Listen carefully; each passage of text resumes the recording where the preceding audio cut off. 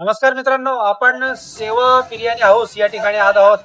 योगायोगाने बीड रस्त्यावर जाताना आम्हाला ही हॉटेल दिसली आणि आज पहिला दिवस शुभारंभ होता आणि आम्ही नवीन चव चाखावी म्हणून या हॉटेलला आलो.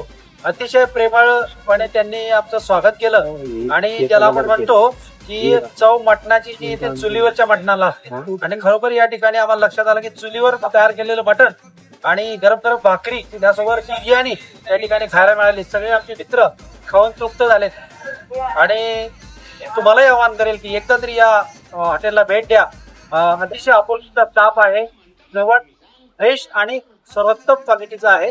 पुन्हा एकदा तुम्हाला सांगतो, या आणि जरूर एकदा चव चाखा.